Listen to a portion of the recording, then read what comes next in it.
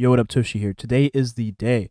We're going to be going over 1.5 and 1.6, and we're going to compare the characters in both patches one last time before we do talk about future characters going forward, because I want to just give this one last go, because we've learned a lot more about not only Argenti, Silverwolf, whom value is going to increase in the near future, Ruan Mei, who has some type of synergy with Silverwolf, and then other characters, Dr. Ratio, we learned a little bit more about, but he's a little bit, classified as of right now.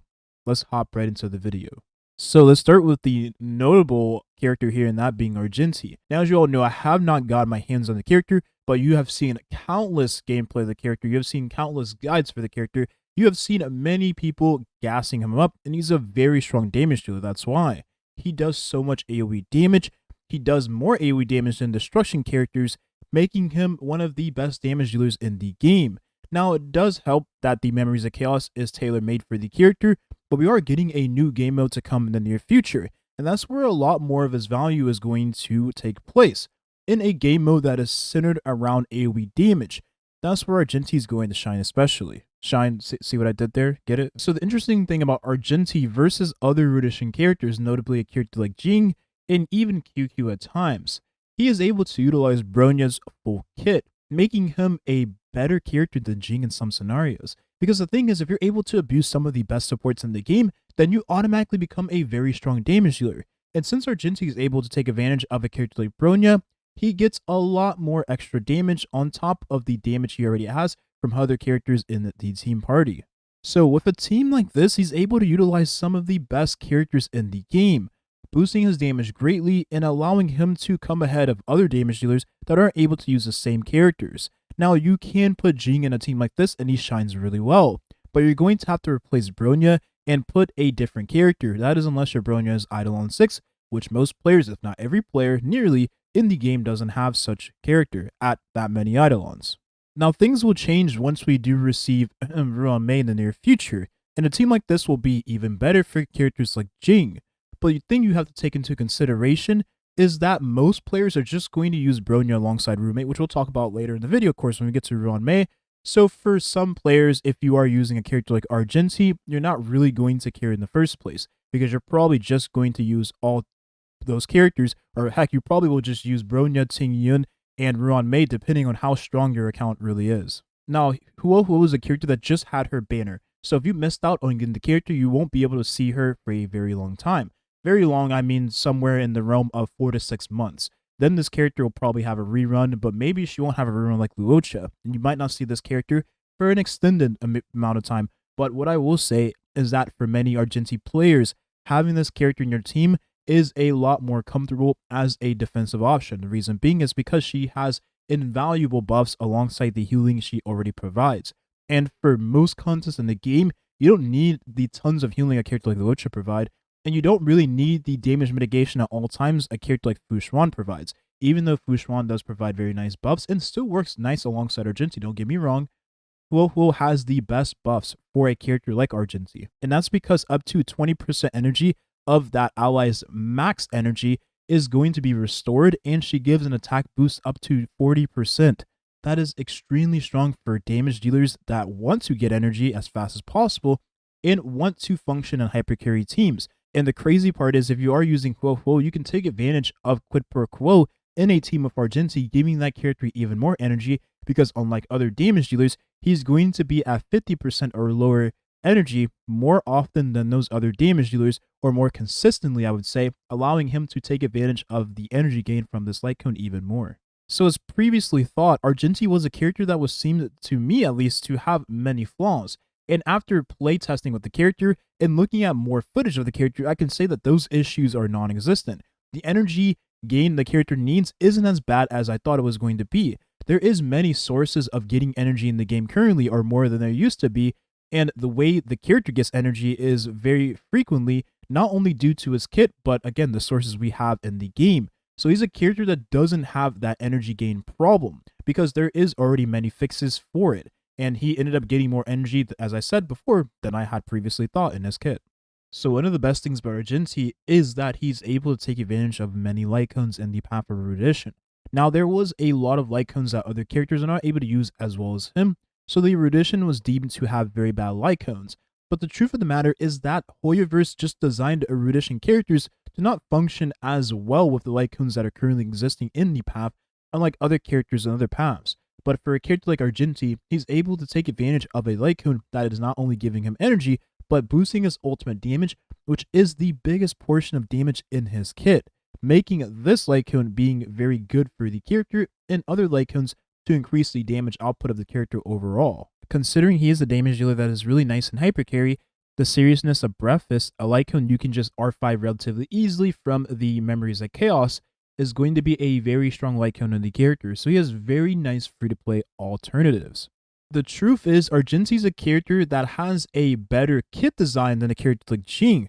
Argenti doesn't have the backloaded damage, while having extremely high hitting multipliers, and he has ways of fixing the issues that are in his kit, whereas a character like Jing has innate issues that are only being dealt with from other characters existing in the same team party. Not to say that Jing is a bad character, but Jing ended up getting the shaft here instead of a character like Argenti, who, in my opinion, should have got us shafted as well, just to make the character more fair. I don't understand why this is the case, but hopefully this is not the case going forward, and if there was to be a balance patch, this character desperately needs to be on there. And furthermore, one of the biggest issues with damage dealers across the board is getting the right stat ratio, and a character like Argenti is able to get crit rate in his kit for free just like Jing Lu, making him a much more easier to build character for most players and a widely accessible ratio across the board for beginner to veteran players. This is a great thing about Argenti, honestly. And I'm glad that a character like Argenti exists because he puts the path of destruction in their place. But a thing you have to take into consideration is that a character like Argenti works different from characters like Jinglu and Blade, whom can be played together, Jinglu and Clara, whom can be played together. I would compare him more so to a character like Daniel, who burns skill points just like he wants to and functions well in hypercarry teams mostly. So if you're looking for a very strong damage dealer that is of the physical element, even when enemies are not weak to physical, he still works relatively well. And one of the best things about this character is that he is good in not only AoE, but blast and single target as well, making him an extremely versatile damage dealer. So he reminds me of a character like Seal, who in the respective path works well across the board, not just in a few scenarios. Now, funny enough, we made a video on Silverwolf not that long ago, and that video is going to be way more in-depth than I will be in this video. So if you want a more in-depth video on Silverwolf and Silverwolf alone, then I suggest you check out the recent video on Silverwolf on the channel. But all you need to know about this character is that her value is already extremely top tier, but she's going to become an even better character in the near future, because we have characters that are going to work alongside her, just like characters that will work alongside Bronya, essentially. These two characters continue to gain value as more characters release. Maybe because they're both Bronyas, or maybe because Hoyoverse clearly has a favorite child in Honkai Star Rail. Whatever the case may be, Silverwolf is a character that works really well not only mono-quantum teams, but very flexible for teams across the board because of her very nice debuffs that she places onto the enemy. Very high mass defense shred and very nice weakness implants, making her really good for contents that your damage dealers are having trouble tackling. She allows your damage dealers to essentially be brought anywhere because of that. And the cool thing about Silverwolf is not only her talent debuffs, her ultimate debuff, and her elemental skill debuff when you get the bonus ability portion of the elemental skill is all for 3 turns, meaning she remains a skill point positive character indefinitely. And since every single debuff in her kit stacks simultaneously onto one another, she's going to work really well with a character coming in the near future, who we'll probably cover after Silverwolf. So for a full path of damage dealers that want to be played in hypercarry teams, she works really well, and that's because her debuffs are single target. And for every single target damage dealer in the game, you love a character that is buffing your single target damage, right? One of the best examples is a character like Topaz, who you can play in hypercarry teams. It's just advisable to use her with a character that has full attacks in their kit. The reason why Topaz works really well with Silverwolf is because whenever Topaz is fighting enemies that are weak to fire, then she deals increased damage, and she takes advantage of the enemy being weak to fire furthermore. So this is a massive damage increase on top of the damage increase you already have if the enemy has fire weakness and the resist shred Silverwolf puts into the enemy, making Silverwolf a very nice character to pair alongside Topaz in many scenarios. But Silverwolf's best teammate is going to be Seal, and that's because these two characters go hand in hand. Silverwolf is the character that takes Seal's damage to the next level. Wherever I use this character, I find myself using Silverwolf because everything Silverwolf provides is everything Seal needs. But all of you already know how strong a team like Monoquantum is, and the value for this team is going to grow in the near future whenever we do get that Quantum Harmony character. I believe we will get this character very, very soon, so look forward to that video. I can't wait. It's my most anticipated video coming in the near future. But what I do like about this team especially is that now Silverwolf has her banner and she's featured with one of her best teammates for the 4-star Monoquantum team, and that's going to be Lynx, a very nice defensive option for the team. And then we're receiving XY, I don't want to say her name because I always butcher the name, but the newest 4-star Quantum character coming next patch. And that's going to be a character that works really well in this 4-star Monoquantum team, making it a very good team for free-to-play players that still need one more team to cover contents. If you are that type of player, then this is a team I suggest you picking up. And all you need is one 5-star character, not a Silverwolf. Now, I understand that you may not have been able to get the 4-star Silverwolf light cone, but one of the things I want you to take into consideration is that even though this light cone does give you energy and effect hit rate, which is very valuable on the character, you don't really need this light cone as much as you think you do. Honkai Star has been providing us more ways of getting energy.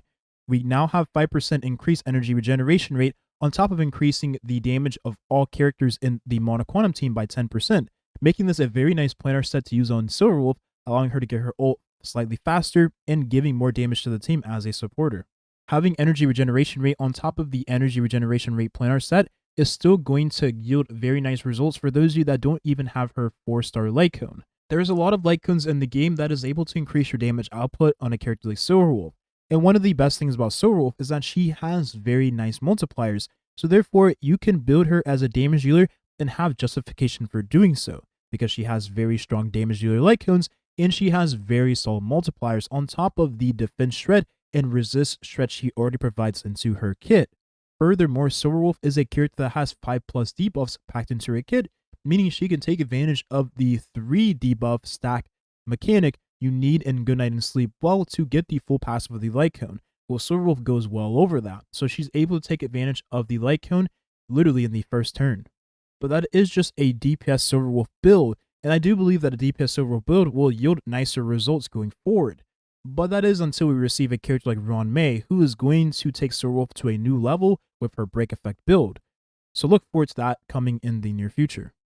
And I always forget to mention this, but one of the best things about Monoquantum is that not only every character contributing to the toughness bar breaking of the enemy, but every character also has their own personal damage. And since all the characters here has a type of buff or debuff that lasts for many turns or buffs the whole team in some capacity, every character here is going to deal a nice relative amount of damage to the enemy. So this is a team-wide damage team, more so than just a hypercarry team. Even though it functions like a hypercarry team, essentially, you still have every character doing a lot of damage to the enemy, not just one damage dealer, if that makes sense. So I can go on and on about Silverwolf because she's one of my favorite characters, but all you need to know about Silverwolf is that she is a very strong character. There's a reason why she has remained top tier, and I don't see that changing anytime soon. So if you want a very strong debuffing character that works virtually anywhere, being very universal, and especially good in the Monoquantum team, then definitely pick her up because you won't regret it.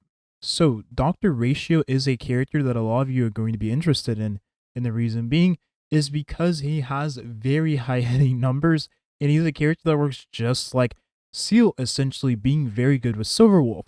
Now we'll explain that in the future whenever we do get more information on Dr. Ratio. But for all of you looking for a very strong hard-hitting imaginary character, you cannot go wrong with Dr. Ratio. Now, aside from him having a Giga Chad appearance, he has Giga Chad damage. His output in terms of single target DPS is extremely high, like extremely high. He's a character that has one of the best elements, just like Seal has one of the best elements, and he takes advantage of the same supporters a character like she does as well. So literally every single team I find myself using Seal in, I'm probably going to use Dr. Ratio in as well. But with a slight twist, I probably will be able to replace Bronya and just put a character like Ting Yun in and probably find more value depending on how the character functions.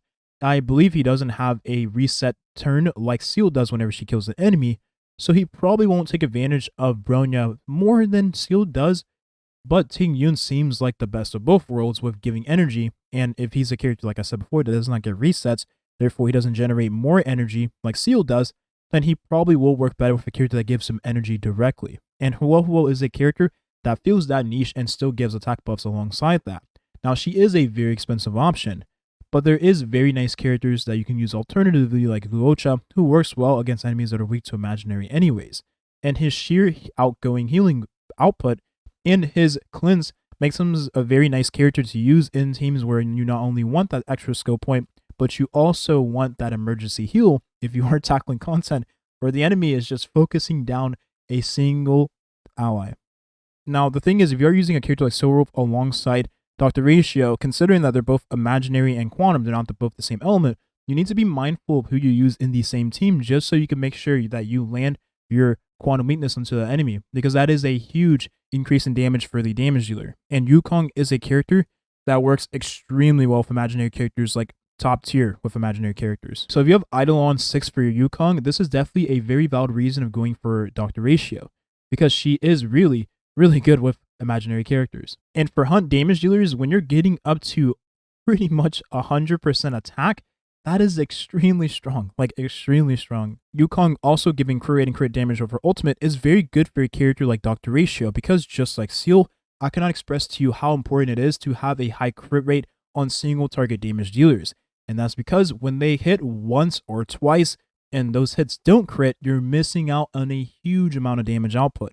Yukong giving a 12% further imaginary damage bonus to the team makes her really good with an imaginary damage dealer. And then when you have Planetary Rendezvous, things start to become a little more crazy. So you're getting up to 36% damage bonus, you're getting up to almost 100% attack, and you're getting so much crit rate and so much crit damage, and all that is going towards your single target damage dealer. Now, depending on Dr. Ratio kit stays the way it is, or if it changes to the final release of the character, then we'll know if he works really well with a character like Welt. But the reason why I have Welt here in place of Silverwolf is because Welt has very solid debuffs, and he works really good in a full imaginary team. So whenever the enemy is weak to imaginary, think of the swarm enemies, then Welt shines really good there, right? His ultimate hitting enemies and delaying their action and slowing their speed and dealing a very nice toughness bar breaking alongside a character that has AoE in his kit like Luocha,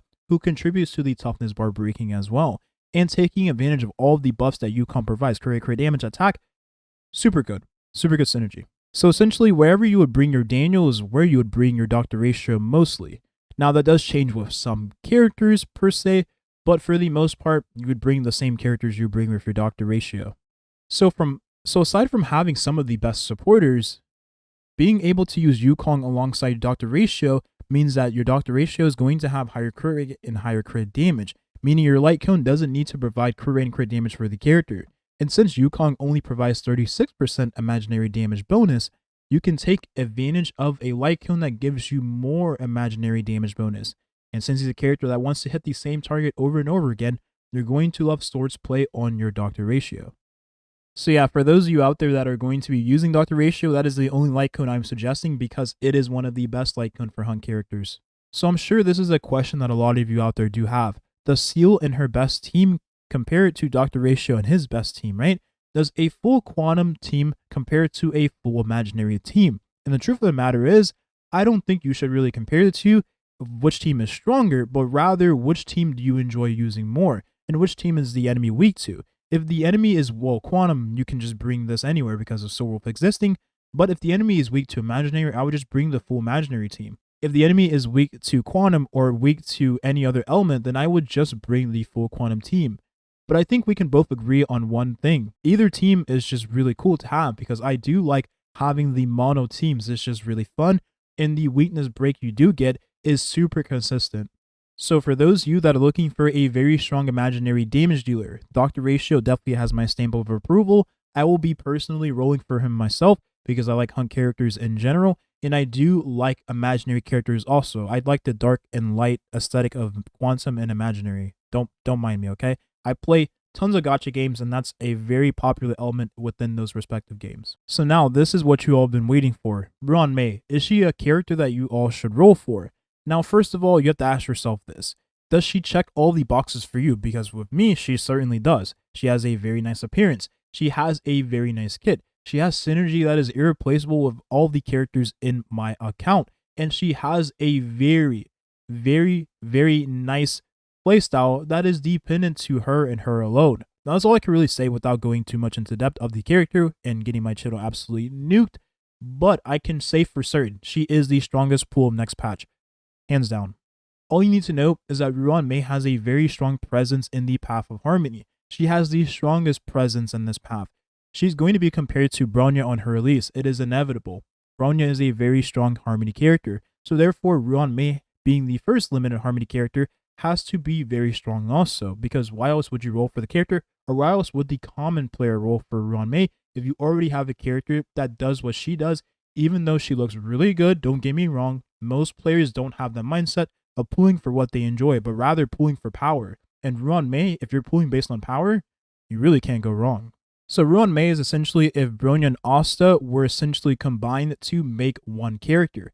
And Ruan Mei is a character that feels the same role of both Bronya and Asta, providing very nice buffs for the team and being very good for not only teams that also perform very well in, but teams that Bronya perform very well in also. So that makes her a very flexible character and a character that has invaluable buffs for the team. And since I said she is a mix of Bronya and Asta, I'm not kidding. She has speed, she has damage buffs, she has attack, she gives everything. She has resist pen. She has so much packed into her kit to where you would want to use her everywhere you go in terms of contents in the game. Now let's get this question out of the way. And again, I made an in-depth video going over Ruan Mei and Bronya, so I suggest you check that out, right? TLDR, is Bronya better than Ruan Mei or vice versa? The truth of the matter is, I would say no. And the reason being is because they both perform differently in different team comps, but they both have the same amount of value, if that makes sense, in those team comps. So let's take Bronya for example. Bronya is a character that works really well in hypercarry teams. Ruan Mei is a character that does not work as good as Bronya does in hypercarry teams, but she works well enough to get the job done. Ruan Mei, however, works better into teams where you want to buff the whole team instead of working as good as she does in those teams in hypercarry. However, most players, me included, are just going to use Bronya and Ruan Mei together because these two characters in conjunction with one another provide the most output in terms of buffing your overall team's damage, or your damage dealer, I would say, if you are using hypercarry, by a ton. So let's take a team like this, for example. We have Daniel, we have Asta, and we have Bronya.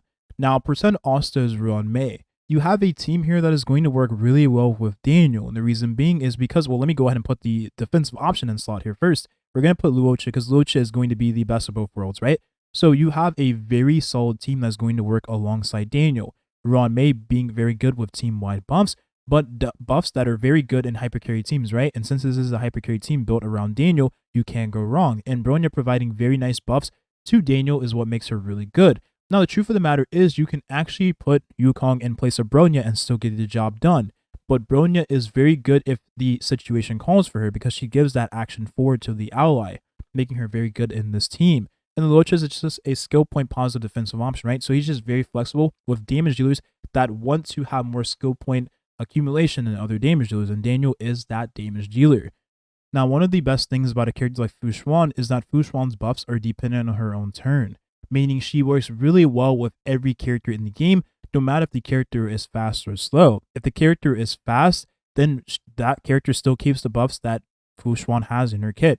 If the character is slow, well then Fu Xuan not only generates skill points for that character, but that character will keep the buffs because they last for long turns anyways, and Fu Xuan can just refresh the buffs. With that being said, since Ruan Mei is a character that functions the same as a character like Fu Xuan does, with the buffs being dependent on her own turns, a character like Kafka is going to take advantage of Ruan Mei and the dot teams respectively if you plan to use Kafka with other dot damage dealers. The buffs you get from Ruan Mei is for the whole team, and since Kafka is a character that is going to be very fast depending on how much speed you have on a character and the buffs you do get from Ruan Mei, and of course your light cone choice, you may have a very speedy Kafka. But that's okay because, again, you keep the buffs from Ruan Mei. The thing is about Jinglu is a character that works really well with Ruan Mei. Not only are they the same element, therefore they're able to not only take advantage of the enemy being frozen more often, but another thing you have to take into consideration is that the team-wide buffs Ruan Mei does provide is very good for a team that Jinglu has if you are using another damage dealer in the said team comp. If you are using Jing Lu with a character like Blade, then these two characters in conjunction with Ruan Mei is going to work really well. And that's because, again, all of the buffs that Ruan Mei provides is for the whole team. And since Jing Lu works alongside Blade even better, you're going to love a team-wide buffer that is just very good at what she does. Then the fourth slot can be whoever you want it to be. Because, again, you're not really worried about skill points in a team where both your damage dealers don't even use skill points, and you have a skill point positive Harmony character. So pretty much you can use Ruan Mei anywhere you want to use her because she is just that flexible and just that valuable for said teams. And it's not even like you weren't using another character in slot of Ruan Mei anyways. You're probably using Asta, who Ruan Mei is a direct upgrade for anyways. Last but not least, Mono Quantum is going to benefit from Ruan Mei as well, because not only if you were using Pela is Ruan Mei going to be a direct upgrade, having the team-wide buffs for every character here, but furthermore, that character, Ruan Mei, is going to allow this team to do even more damage to the enemy's toughness bar because of how Ruan Mei works as a character. Again, I can't say too much, but I will say that these characters in conjunction with Ruan Mei is just going to be a very, very, very strong team. However, if you are a Mono Quantum enthusiast, again, just be careful because we are going to receive a better character than Ruan Mei in this team. Yes, I can't believe I'm saying that. An even better character than Ruan Mei in this respective team. So just be careful if you are a Mono Quantum enjoyer. As for light cone choice, just use Meshing Cogs. Since Ruan Mei is a character that provides buffs that is not dependent on her own attack, literally just use Meshing Cogs. This is going to be your best light cone choice because it gives so much value to a character that most of the time wants to have her ult as consistently as possible, right? She's a Harmony character. So from all the characters in 1.5 and all the characters in 1.6, Ruan Mei definitely has my stamp of approval for being the best pull value overall. And that's overall. Silverwolf comes close, but the thing about Silverwolf that holds her back is just she's not good in AoE situations. However, the damage dealers you pair with her in those AoE situations are still going to perform relatively well. And just Mono Quantum is a very strong team in general. But yeah, Ruan Mei is just the better pool overall because she's very flexible and she is overloaded. She is overloaded. So there you have it. I hope you enjoyed the video. I hope you got something out of this. I lost my voice 30 minutes into the video. This video ended up being well over an hour. I am exhausted. Thank you for watching. And oh, who should you pull? Because I forgot about that, right? See how tired I am? Honestly, you should pull for whatever value comes from said character for your account. If you are a player that is looking to have a Mono Quantum team, then go for Silverwolf. That is going to be the best value she provides, in my opinion, going forward. But if you want a character that works really well with any team, anywhere you bring her, any situation, single target blast, and AoE, then go for Ruan Mei. If you want a very strong imaginary damage dealer, you just want a character that hits really hard, you don't have very many damage dealers, go for Dr. Ratio. Or maybe you like his looks. Looks goes first and foremost, and then go for the value the character provides, of course. For me, if I had to go with looks, I'd probably go with Silverwolf because Silverwolf is an incarnation of Bronya Jr. Anyways, that's the video here. Thank you for watching and have a nice rest of your day. Peace.